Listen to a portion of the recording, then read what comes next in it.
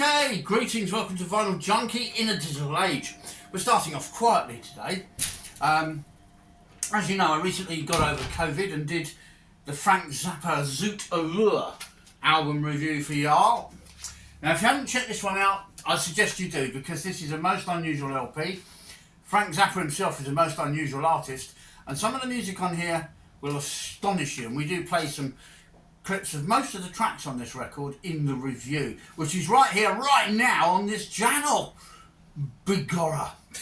At the end of the review, you get some pop-up bits to link you to other reviews, and so it did with the Frank Zappa one. And this pop-up was for Alice Cooper's album Road, which I did a review for, and I had help from Sid, the Scaretaker.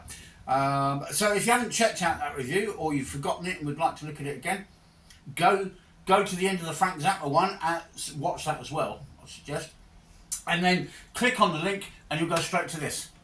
How about that? Yeah, and we've been playing this actually last night at a listening party last night with drinks and all the rest. Now, I got over the COVID, went back to work, got into trouble over something or other, as you do, and now I've got shingles. What a lucky person I am. But not as lucky as you, because we've got a really, really good album to review for you today. So I'll tell you a little bit about the band we're talking about. The band are HAWKWIND.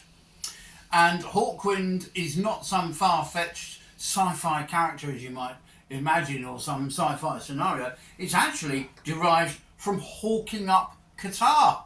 Yes. One of the members of the group, when they first formed, had an issue with this particular problem, and so they nicknamed him Hawkwind, and that's how they got their name, apparently. Don't hold me to flames on that. By 1975, the lineup of Hawkwind had already changed a few times, and some quite notable people had passed through their ranks, including Lemmy Kilmister from MOTORHEAD. And he wrote a track for HAWKWIND called MOTORHEAD, a good track I might add, quite a fast track, and then reimagined it when he formed his own band years later, MOTORHEAD. Well worth checking out. You know, you get so many little bits and bobs on my videos, don't you? You don't expect. So I hope that's one of my USPs. Anyway, I digress. Welcome to the video, the HAWKWIND review of a very special HAWKWIND album. Now, also on this channel, we did a review of HAWKWIND's Quark, Strangeness and Charm. Not very many people watched that video. I'm not sure why. I'm not sure if it reflects HAWKWIND's somewhat cult status. I doubt it, because Frank Zappa gets loads of views, and he was quite cultist. Or if perhaps that's just not an album that anybody's very interested in. I don't know. But we've got another HAWKWIND album. We don't care how many of you watch our videos. If nobody watches them, we're not really that worried. We're more interested in subscribers. And while we're talking about that, it is free to subscribe. And when I last looked at my studio review videos, we have now done 59. And with this HAWKWIND one, we will hit the big 6-0. Big horror. The big 6-0 with a bit of shingles. Weird life I lead. Anyway, so HAWKWIND's album that we're reviewing, as I say, takes us from 1970, the early days of HAWKWIND, right through to 1975. So essentially their first meaningful phase, during which time they released some notable albums: Do, Re, Mi, Fa, So, La, Ti, Da. They released The Space Ritual, the mother of all HAWKWIND albums, and that will be reviewed probably next year on this channel. I think it's due a special release or something. We shall look out for that. But in the meanwhile, they got to the point where they needed an album out. They didn't have much in the tank at the time. The lineup was in the middle of yet another change. The only constant to HAWKWIND, still running the band now, is Dave Brock. So they decided to put together a compilation album, and here it is. And it's not a compilation album in the traditional sense, because HAWKWIND made a policy of not having hits. Or perhaps they did want hits and just didn't get them. But they did have one big hit, Silver Machine. The follow-up, Urban Guerrilla, tanked because of the troubles in Northern Ireland at the time. So urban guerrillas were not highly thought of or fashionable particularly, because they had this habit of blowing stuff up. And Hawkwind gleefully singing about blowing things up wasn't really what the public wanted, and certainly the radio stations and the BBC and all the others didn't want it either because they banned the record. So there we are, good old Hawkwind, eh? And then their excellent Quiet Strangeness and Charm album, well, although the album did very well, the single Quiet Strangeness and Charm didn't, which was a bit of a shame because it was quite a good catchy little track, which is now belatedly much beloved amongst Hawkwinders. Is that what they're called? I don't know. Anyway, this album was called Roadhawks, and it's an unusual compilation in as much as A, there's only one real hit on it, B, it draws from all over the place over the 5-year period that it's covered. It was originally released on United Artists, and the copy I have is from the 80s. It has a barcode there, look, and it was released on Fame Records under let's see what the words actually say. Compilation and remix by Dave Brock. He remixed everything on this album, so the tracks don't sound as they do on their original albums that they came from, or singles in the case of Silver Machine and Urban Guerrilla. And he did that at Olympic Studios under the auspices of the Liberty Record Company. So we've got Liberty and Fame. Labels matter with records because it often dictates how much they cost. So this was a compilation, as I say, called Roadhawks. I bought it relatively cheaply at a record fair in Harpenden. Had it been an original UA version with the poster that came with it, it probably would have cost me quite a bit more than what I actually paid. But it's got the original artwork, the album within the sleeve we're going to start sampling in a moment, and it is the original gatefold sleeve, as you see, with lots of wonderful information all printed in here. So I love the artwork on the cover. This ties in and reminds me a bit of Eliminator by ZZ Top and vice versa. I love this kind of imagery. It really, really inspires me. So let's get into the album itself. It was released in 1976, as we say. The tracks were from 1970 to 1975, and depending on who you believe when you go Wikipediaing and Googling things, it either reached number 45 on the album chart or number 34.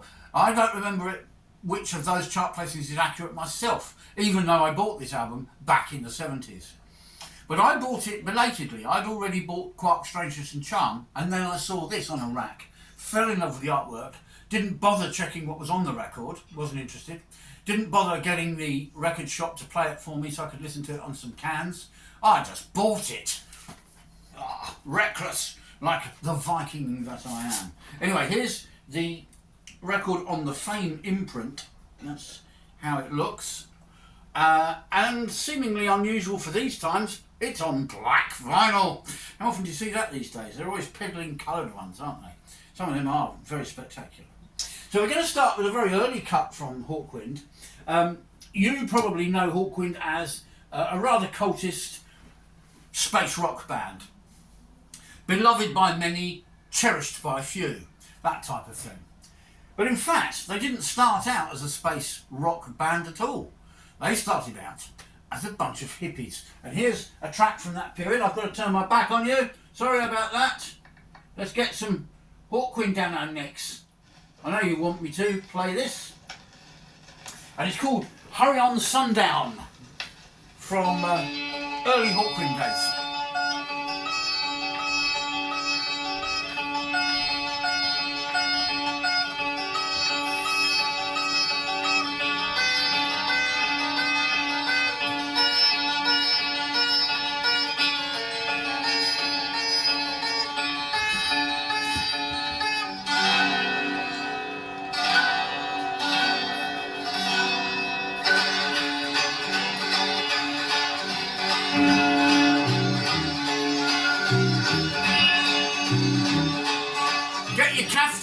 And your beads out, guys, and gals, and anyone else who's watching.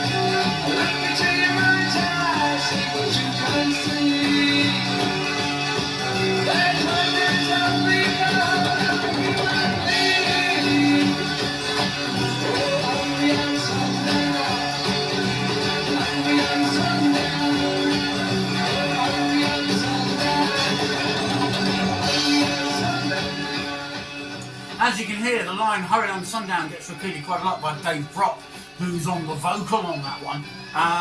But it's a fantastic track, and little on there to hint at the future Hawkwind sound.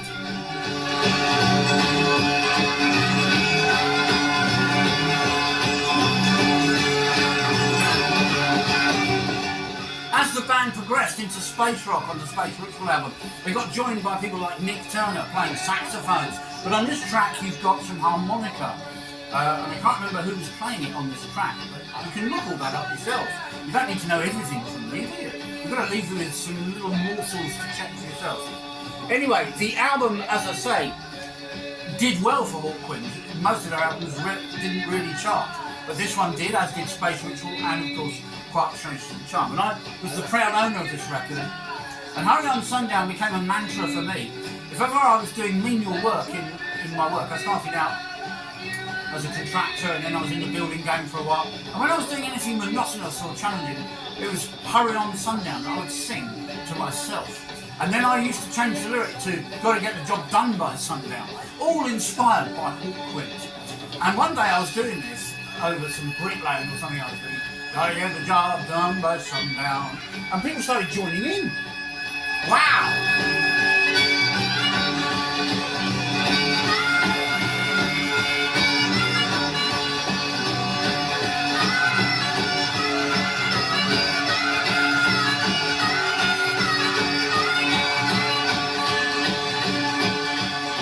Well, how beautiful is that? Very acoustic, very folky.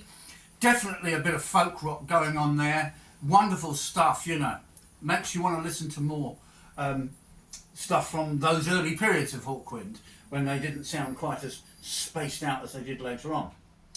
Well, we did mention that they had one big hit, and I should think everybody on the planet's heard it at some time in their lives, even if they're not necessarily aware of it. And of course it was the infamous Silver Machine. So let's have a bit of that track. And I wonder if you can tell me, while we're playing it, who you think's singing on it?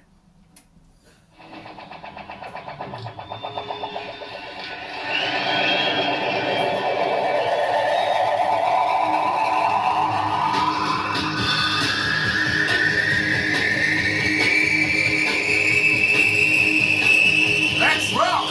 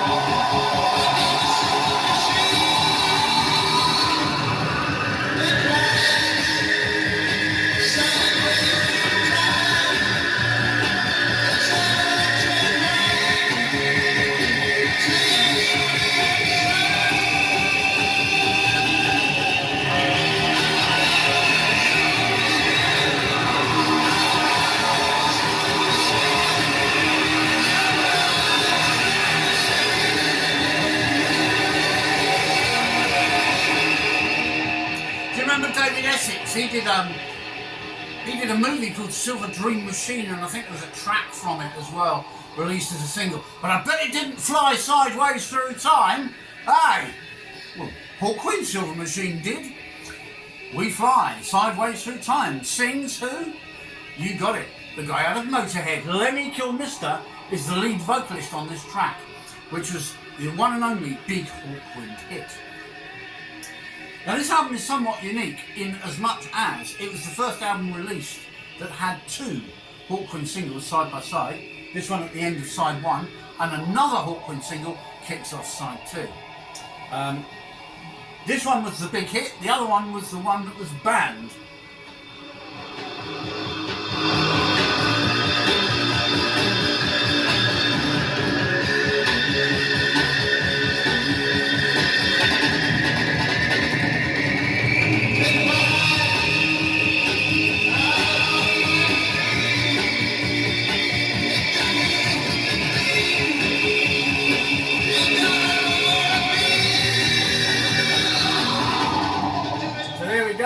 Silver Machine with Lemmy Kilmister on the lead vocal on that track. Now he eventually got sacked from Hawkwind, and from memory, without looking it up, I'm going purely from my own memory now, not research or notes or anything. I think it was in Canada that he got busted for drugs, either carrying them or using them or something, and therefore let the band down. He couldn't make the gigs, he couldn't make whatever commitments they had, and so they'd had enough of his shenanigans, so they decided that he should leave the band. And I think it was Nick Turner that was insistent that he left the band, and I think it was Dave Brock back in those days that actually tried to stick up for him. Either way, Lemmy went on to great things with the wonderful heavy rock band Motorhead.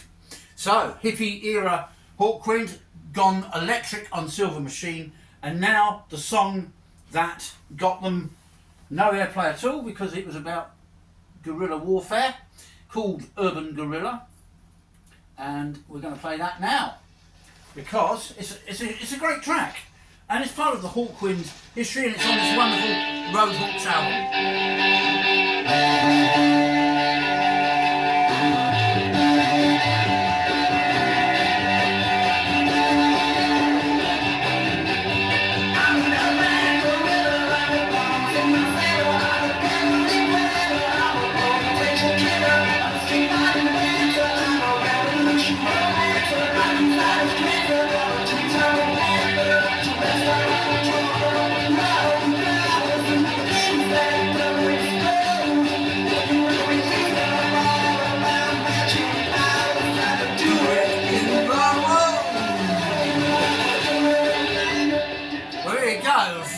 From the off, the track is pretty explosive, shall we say. I'm an urban guerrilla and I've got bombs in my cellar. They sing hysterically on that track. I'm not sure who the vocalist was either. You can look that up and let me know in the comments, because it wasn't Lemmy, and I don't think it's Dave Brock. It could be Bob Calvert, because he was involved with the band by this time.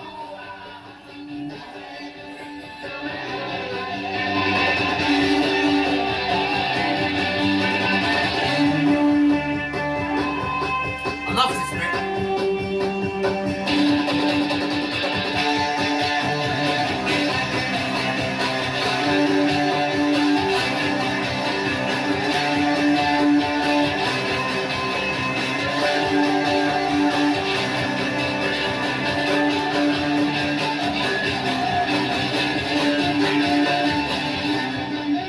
Didn't they have some amazing bass lines in tracks in the 70s? Well, following on from this track, let's hear the great Bob Calvert at work, shall we? We're going to go to the next track, which is called Space is Deep. I think sure it is.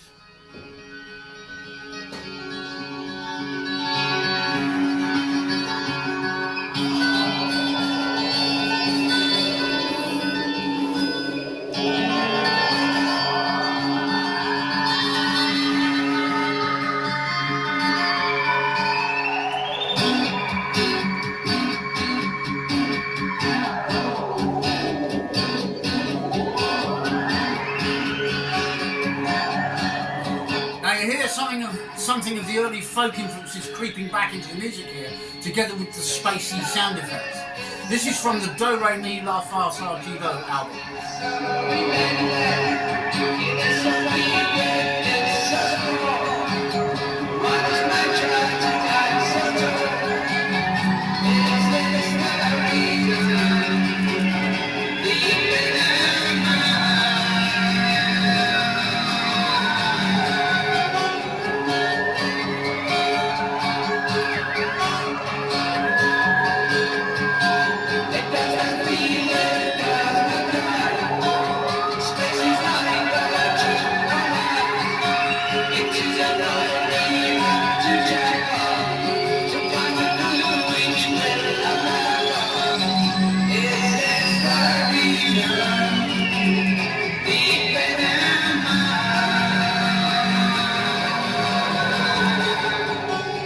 So we're getting very spacey, very deep and very, very poetic. You heard me mention Bob Calvert. Now Bob Calvert was with Hawkwind for a period of time, lasting right up until, I think, the Quark Strangers and Charm album.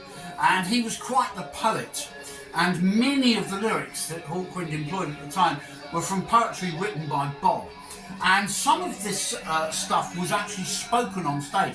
If you've ever heard the Space Ritual album, and if you haven't, I strongly recommend that. We're going to review it, as I say, next year. But on there you've got Sonic Attack, where Bob literally speaks, you know. And there's other cuts on other albums, including Space Ritual, where he literally just talks in a rather clipped and posh accent. Anyway, I hope you're enjoying the review of Hawkwind's Roadhawks album. Just another comment on the artwork. The Hawkwind legend is quite bold, as it is on our screensaver there. But down at the bottom, almost invisible, is the actual name of the album, Roadhawks. So what do we get on Roadhawks? We get Hurry on Sundown, we get Paranoia, a track called You Shouldn't Do That, and of course Silver Machine, which we're just playing. We also played Urban Guerrilla, which kicks off side 2, and we're in the middle of Spaces Deep. We're going to rock out though with another early cut from their more folkier hippie period called The Golden Void. And then if you can make it to the end of the video, there'll be some pop-up bits to help you find other things and that. Okay, let's go to The Golden Void now.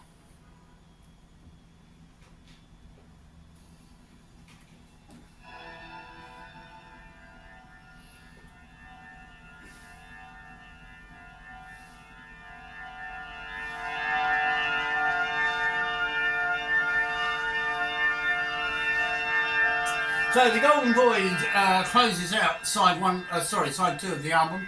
I want to thank you all for those of you that do subscribe and stay with us. It's fantastic and it helps me a lot. Thank you for those of you viewing. Hope you're loving what I do and the effort I put into it. It's all done for entertainment and educational reasons. And I hope I turn you on to some records and artists you might not otherwise have bothered with. We finish now with Hawkwind, The Golden Void.